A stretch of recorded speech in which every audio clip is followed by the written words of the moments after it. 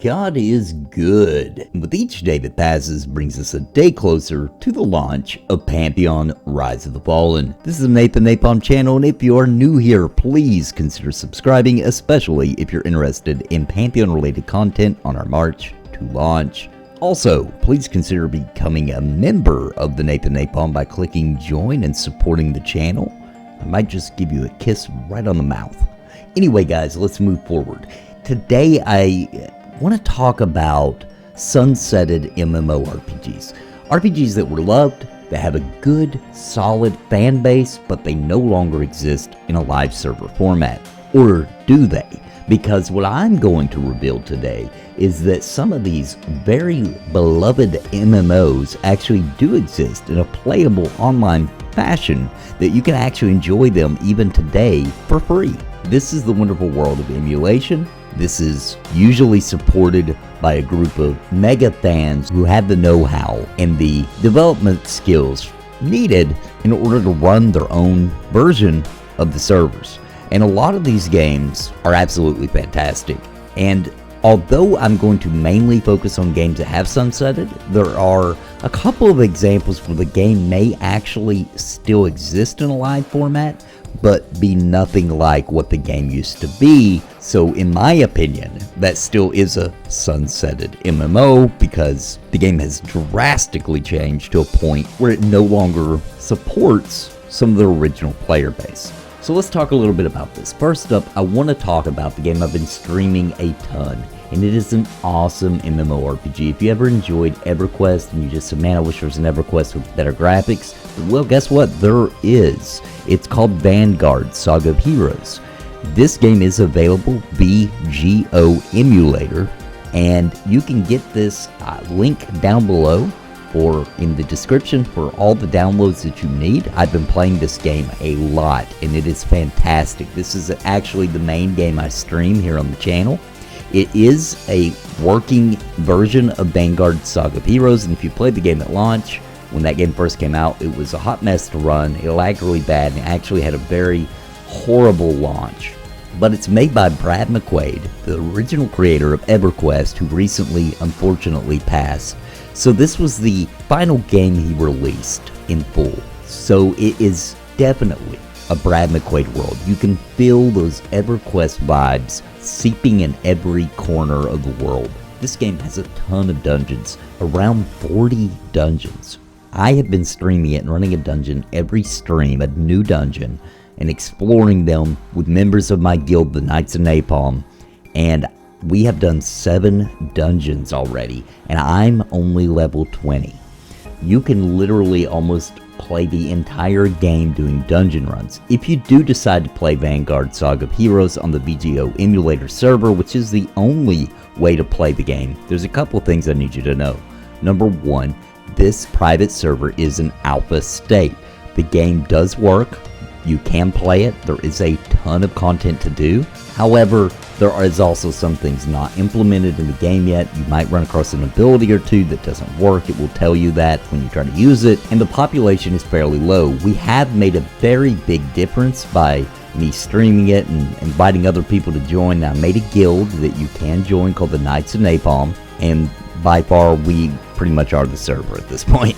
But come in and join us. It's a wonderful game, especially if you loved EverQuest, or if you never gave Vanguard a shot, or if you did and you miss it and you want to play it. It's available in a very, very, very playable form, and it is a ton of fun. It's my highest recommended old school MMO that I can possibly imagine. Now let's move on, because a lot of people on my channel are big fans of Final Fantasy XI. That game does still have a live service. However, it has a couple of options for private servers that actually emulate how the game used to be back at launch, when you had to group. There wasn't these mercenary types that you could get in your party to solo through the whole game. And one of them I want to point out, because the population is really good, and that would be the Nasomi server. The Nasomi server has a really good population, so you can definitely find groups and level up and have a ton of fun. And it's in a really good, solid running state. I mean, it runs as good as the live servers in my opinion. And it's very, very, so super close to the way the game used to be. Its economy is booming. So selling things on the auction house, all the things that you would need to do to play Final Fantasy XI, you need a little bit of a population to enjoy this game in that state like it was at launch, because you need groups in that game.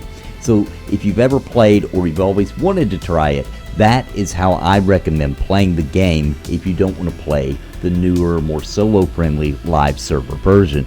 Please go check out Nasomi. It is wonderful and it is a ton of fun. The next game I want to talk about is a game that Dark Age of Camelot also has a live server running right now. Very quick to level. It's all about the in-game PvP, all that kind of thing, and it still has a pretty good population, and it recently went free to play. However, if you want to play Dark Age of Camelot like it used to be, where it took a while to level, you had to group up, and there was some PvE elements in there as well, because Dark Age of Camelot, in my opinion, they were going for an EverQuest type experience leveling up, and then the RBR, which is a Dark Age of Camelot, man. It has something over Warhammer, and that's that it has 3 factions, and each faction not only has their own huge area of exploration, their own dungeons and all that kind of thing, but has their own races and their own classes. Each faction has their own classes and races with their own abilities and racials and all that kind of thing. It is awesome, man. It's really hard to top Dark Age of Camelot. And if you want to play in its original form, there is a really good server with really good population. Every time I've logged on, I've been able to find a group and get right into the action of the PvE. And the PvP side is doing really well too. I would actually argue the PvP side on this private server is technically doing better than the live server, but I haven't tried the live server since they went free to play, so that might have helped. But this server is called Phoenix, and just like all the games on this list, I will have the details in the description down below on how to get in and play on that server. But Phoenix is a wonderful server, so definitely worth checking out if you're a fan of DAOC in the day or whatever. If you want to return back to those times, it's not exactly the same. They've upped, they've added some gear drops with some stats on it and stuff like that, but it will definitely bring you all the way back to those days, and you'll love it. It's a ton of fun. Now let's talk about another game, and this one is near and dear to so many people's hearts. I played this game. Brad McQuaid actually from EverQuest had a hand in this game, and a lot of people don't realize that, and that would be Star Wars Galaxies. This was a game, if ever there were people crying when it shut down, definitely when this game shut down, and it was one of a kind, very unique. The crafting, the kind of jobs you could end up being a dancer or a musician in a cantina, the exploration, all the cool stuff. And there is a private server. I'm not going to say it takes you back to vanilla Star Wars Galaxies, because that's not the case, but it does take you back, and it is a playable form of Star Wars Galaxies, and to my knowledge it is the only way to play it, and it's working well. The servers seem to be in a good state. They're updating it fairly frequently, and like I said before, it's the only way to play, and I'll put the description down below on how to get in on that game as well. Now I have to do a disclaimer because I am including links to downloads. I did not make these downloads. They're not affiliated with my channel whatsoever. I just simply wanted to make a video to let you know about some of these sunsetted games and a way to play them. And one more game, guys, before we go, and I'll let this last because most people already know about it, but just in case you don't, or just in case the hype wasn't good enough for you to try it, I absolutely have to talk about EverQuest Project 1999, also known as P99.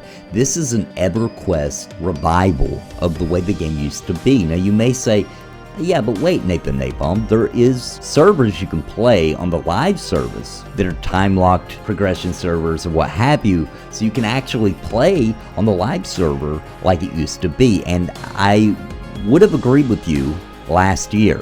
However, I finally broke down and gave P99 a shot because so many people in my community kept telling me to try it, and I gotta say, this is the real deal. P99, there's features in there that you forgot were even in EverQuest, or at least I had, such as at nighttime without a torch or anything. Man, you cannot see. It is truly nighttime. You can barely see. There's just, you got to try it. If you played EverQuest back in the day and fell in love with it, then P99 is an absolute must. I'll have the information down below, and it is a very professional run service with really high quality servers from everything I saw, and a ton of players, especially on the green server, which is the newer server. It came out, I think, around November of 2019.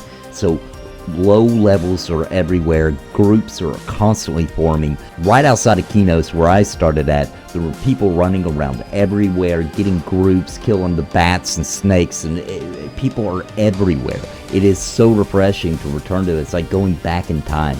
And if you loved EverQuest, you got to do yourself a favor and give P99 a chance. Now, there are other options, such as the 2002 server and EverQuest Reborn, I think it's called. There's lots of options, but I'm telling you, in my opinion, absolutely nothing really pulls off that nostalgia and that awesome EQ experience quite like P99 has. And I'm going to be streaming that game very soon in the future because I was just so blown away with how cool it was. And I'm awful at EQ. That's how I learned to play MMOs, my first one.